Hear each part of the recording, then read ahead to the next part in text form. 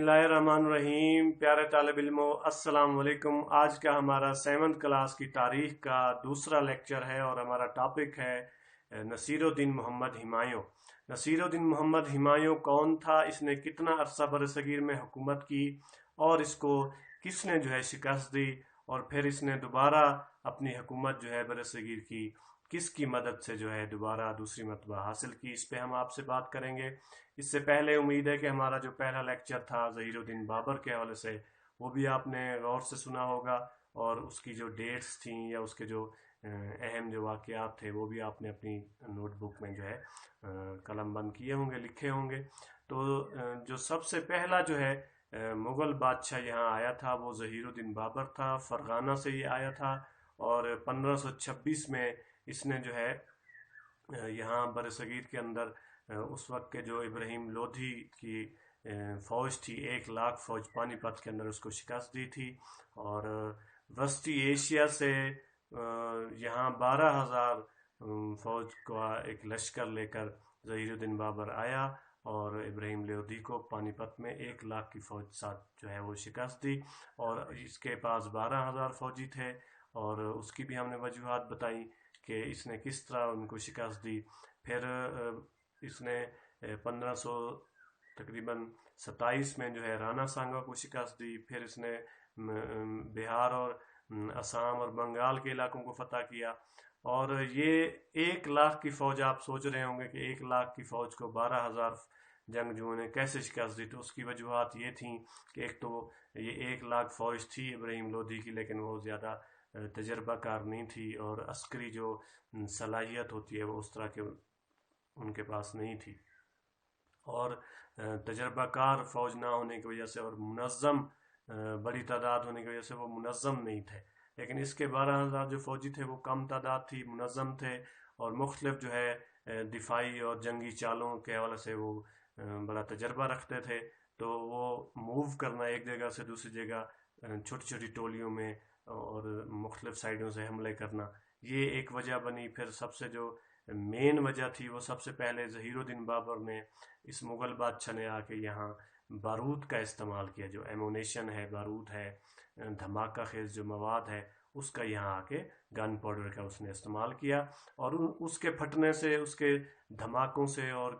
गरज से और उसकी आवाज़ से जो है जो हाथी थे लोधी की फ़ौज के, वो खौफजदा हुए, हिरासा हो के वो पीछे की तरफ पलटे और अपनी ही मतलब फ़ौज को रोंदते हुए अपने मतलब पाँव के नीचे उनको मसलते हुए और मारते कुचलते हुए वो दौड़े। इस तरह उनकी फ़ौज का जो मोराल था वो टूट गया, वो शिकस्त खुर्दा हुए। और ये मतलब चंद वजूहात थी जिससे 12,000 जो फ़ौजी थे ज़हीरुद्दीन बाबर के, वो फतह याब हुए।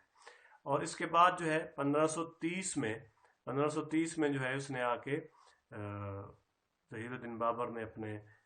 बेटे की खबर सुनी कि उसका बेटा जो नसीरुद्दीन मोहम्मद हुमायूं है, जिसका आज हमारा टॉपिक है,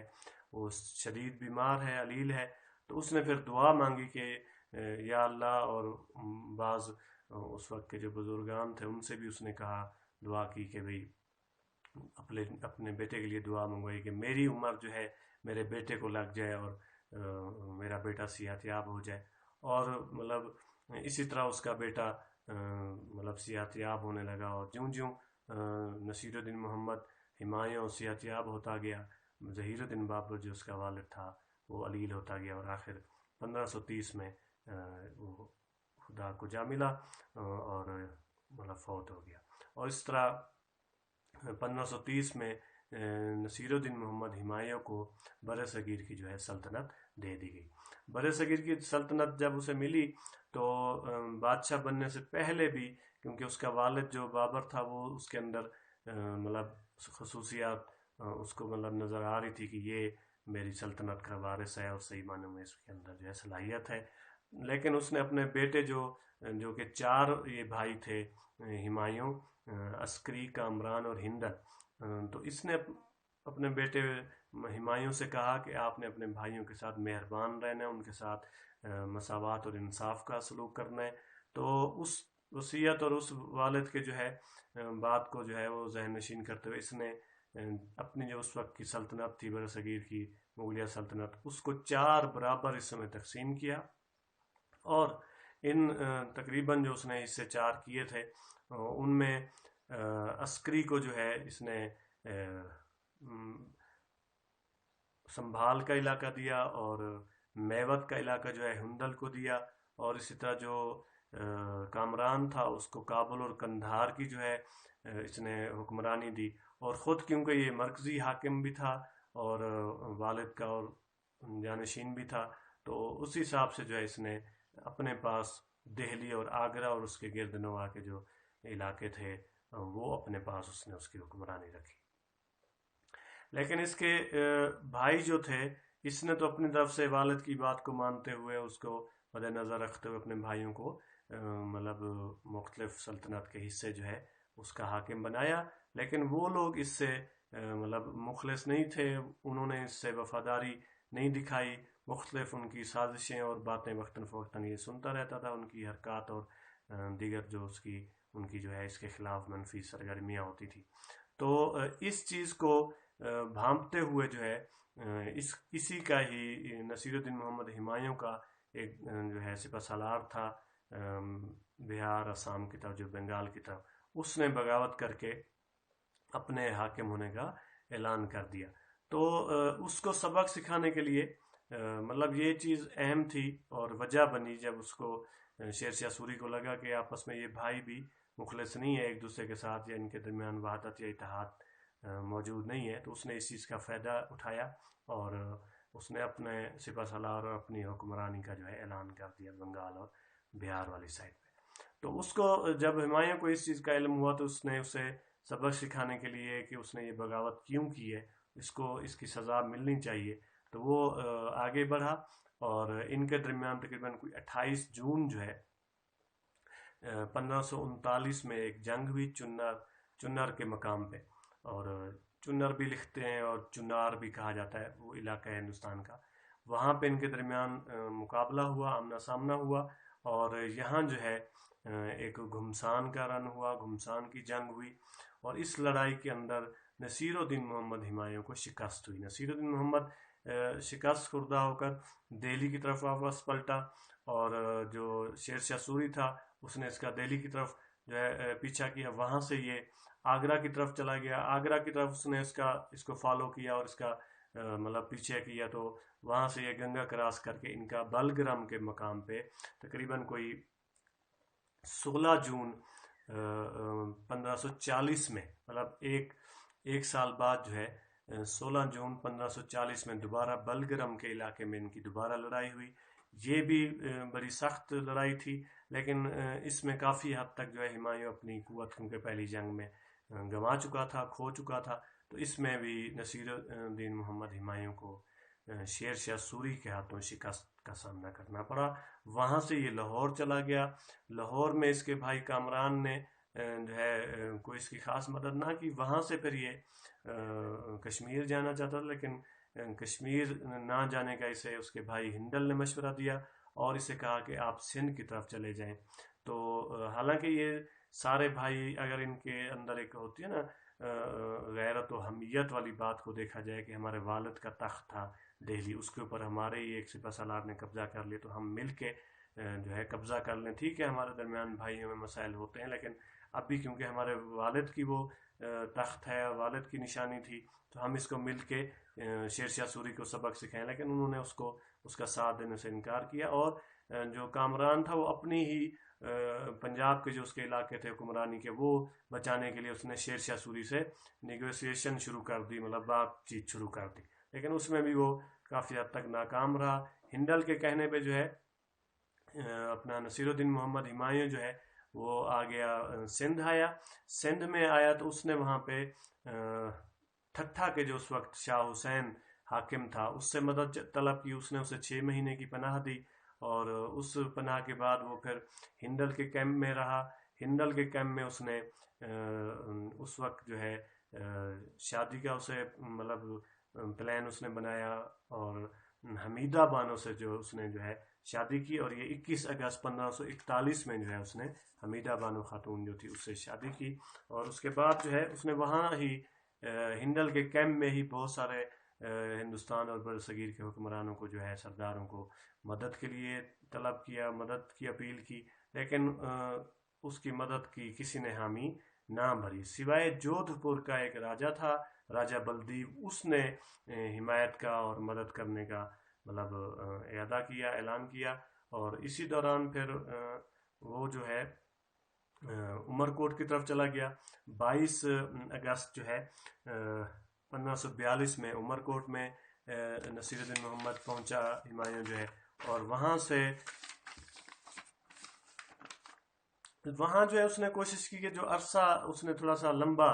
کیا، کیونکہ اسے ایک تو جو جودھ پور کے راجا کی طرف سے مدد کی حامی بھری گئی تھی، اسے امید پیدا ہوئی تھی کہ وہ میری مدد کرے گا، ہو سکتا ہے میری کافی حد تک جو ہے طاقت بحال ہو جائے، لیکن اس وجہ سے بھی اس نے اپنا سٹے وہاں عمر کوٹ کے اندر سندھ میں زیادہ کیا،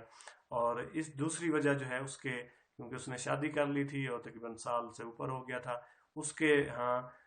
بچے کی بھی پیدائش ہونے والی تھی، تو اس چیز کو بھی دیکھتے ہوئے اس نے سفر کا جو ارادہ تھا وہ ترک کیا، اور وہاں عمر کوٹ میں اپنے سٹے کو اپنے مطلب وقت زیادہ وہاں گزارنے کا فیصلہ کیا۔ اسی دوران 15 اکتوبر 1542 میں اس کے ہاں بیٹے کی ولادت ہوئی، بیٹا پیدا ہوا جس کا نام اس نے اکبر رکھا، اور وہاں سے پھر اس کے جو سپہ سالار تھے اس کے ساتھ، جو اس کے فوجی جو ہے وہ اس کے ساتھ بچ گئے تھے، انہوں نے اسے کہا کہ آپ فی الحال جو ہے ہمارا آپ سے جو ہے شہنشاہ معظم، ہمارا آپ سے یہی مطلب ہماری طرف سے مشورہ ہے کہ آپ ابھی بر صغیر یا دہلی اور آگرہ کی حکومت کے حصول کا ارادہ جو ہے وہ ابھی ترک کریں، اسے مطلب مؤخر کریں، اور آپ جو ہے ایران یا افغانستان کی طرف جو ہے چلے جائیں، اپنے عسکری اور دفاعی جو طاقت ہے اس کو منظم کر کے، مجتمع کر کے، اس کو سیٹ کر کے پھر آپ جو ہے بر صغیر کی طرف واپس پلٹیں۔ تو اس نے کیونکہ انہوں نے یہ بھی وجہ بتائی کہ آپ کے زیادہ تر جو اکثریت تھی آپ کے سرداروں کی، آپ کے سپہ سالاروں کی، آپ کے گورنروں کی بر صغیر میں جہاں جہاں آپ نے ان کو مطلب اختیار دیا تھا، وہ اکثریت جو ہے انہوں نے شیر شاہ سوری، یا وہ خود اپنا حاکم ہونے کا اعلان کر چکے ہیں، یا انہوں نے شیر شاہ سوری کے ساتھ وفاداری کا اعلان کر دیا، تو آپ کو پھر یہاں سے ابھی فی الوقت جو ہے یہ ارادہ ترک کر دینا چاہیے، ابھی تو ہم لوگ زندہ سلامت بچ گئے، ہو سکتا ہے ابھی ہمارے لیے زندہ بچنا بھی محال ہو، مشکل ہو۔ تو پھر اس نے فیصلہ کیا اور وہ افغانستان پہنچا، افغانستان سے ہوتا ہوا پھر وہ ایران گیا، ایران کے شہر مشہد پہنچا، مشہد المقدس میں اس نے جو ہے امام رضا جو 8ویں امام ہیں ان کے روزے پہ انہوں نے حاضری دی، اور بہت سارے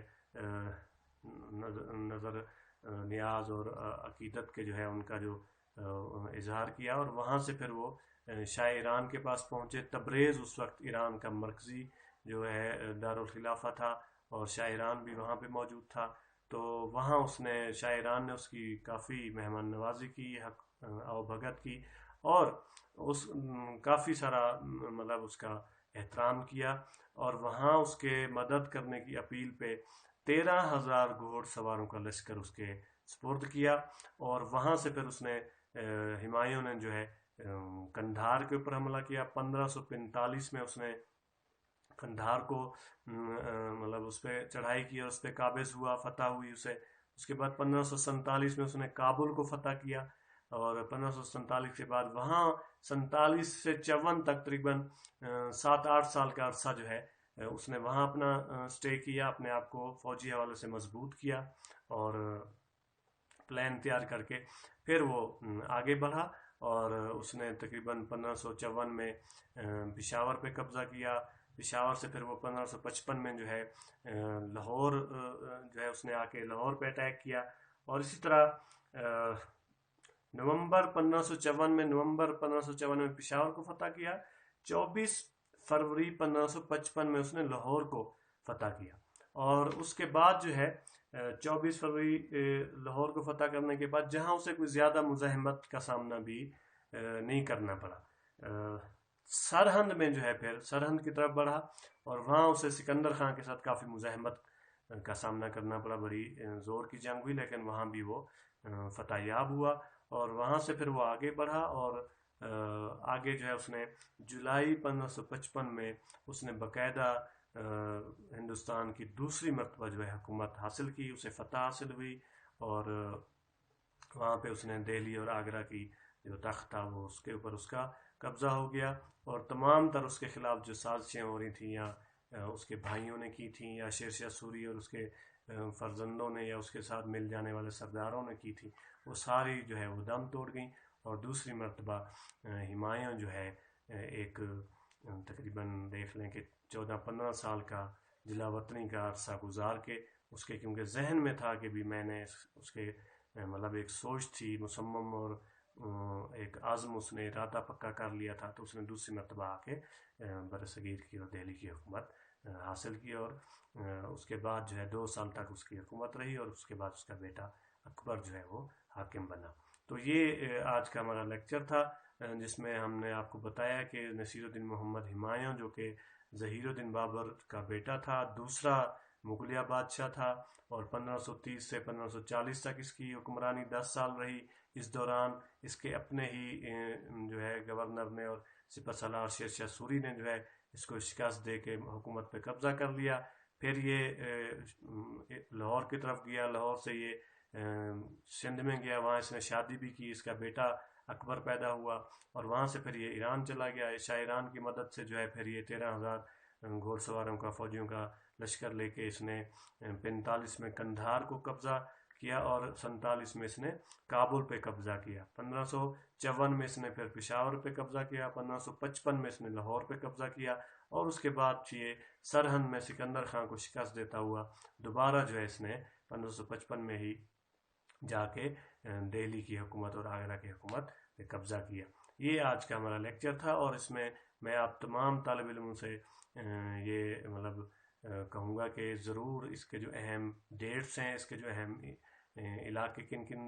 مطلب تاریخ میں جو ہے وہ فتح ہوئے، اور کس کس سے اس کی جنگ ہوئی، کتنا جو اہم اس کے نکات ہیں وہ آپ اپنی کاپیوں پہ نوٹ کریں گے، اور